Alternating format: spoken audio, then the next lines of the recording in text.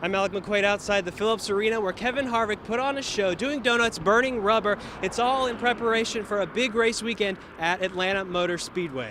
I'm Alec McQuade at Phillips Arena. Cavs and Hawks, that is a big matchup here tonight. Of course, Atlanta with the best record in the NBA. They just need to win 12 more games to clinch home court advantage for the postseason. It was a historic day for the Kennesaw State Owls as they played their first ever black and gold game, putting them one step closer to the regular season. Baseball is back in Atlanta, the 2015 home opener for the Atlanta Braves. They're taking on the despised New York Mets. First pitch about 7:35, but come early, a lot going on. The Dogs will have 15 practices per NCAA rules and 3 scrimmages culminating in the spring game on April 11th.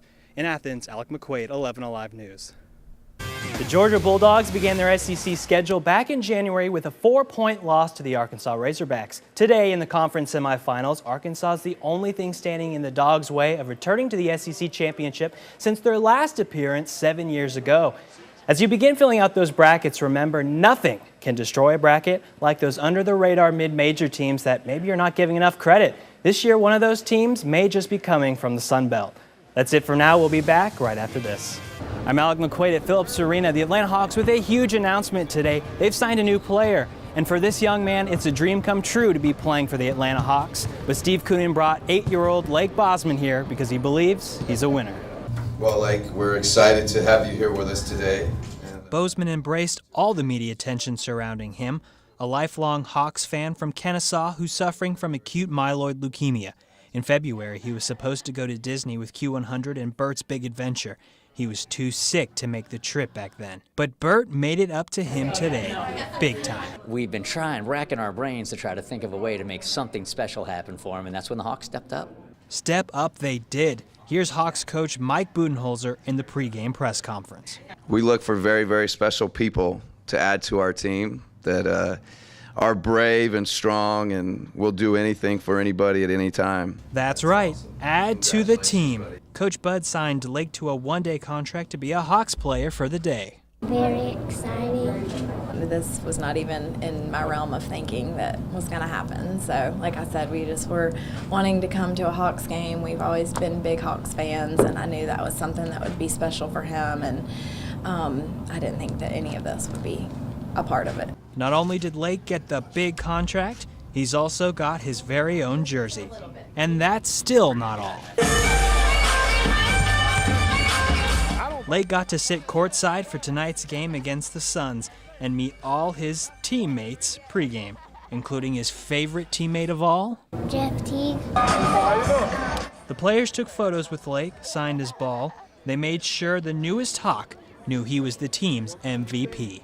They really wanted to do this out of the goodness of their heart. They really wanted to touch Lake, and they've done that. He's been battling for 3 years, and I just really wanted to see his dream come true. Banners hung, bells clanging. It's the most exciting day in Dalton State's history. Fans waiting anxiously to welcome home the basketball team because the Roadrunners are national champions. It's super exciting, here to support, here to celebrate everybody. I don't think we've ever experienced hype and just excitement. Fans have been on cloud 9 since Tuesday night when everyone on campus gathered and watched the Roadrunners win the title. I thought we were going to blow the roof off the Student Center. It was so amazing. But Dalton State's title actually isn't the most important accomplishment. The college cut the basketball program back in 1980 only to reinstate it 2 years ago. So in their first year of tournament eligibility, the Roadrunners thought, why not win it all? A lot of people never would have expected that a team 2 years out of just being created again could ever make it to something like this. Finally, after several hours of waiting, the team rolls in and gets a welcoming unlike any other.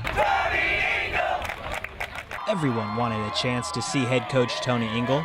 A Dalton native, Ingle said this title was more special than past, but there's really no reason to compare championships to championships. It's like your children. You got the firstborn, secondborn, thirdborn, you love them all. Coaches nationwide will look at Ingle's program and try to recreate such quick success, and while most coaches would never give away their secrets, the secret was love. Ingle did. When the going gets tough, you gotta love it. You gotta have passion. You gotta have enthusiasm.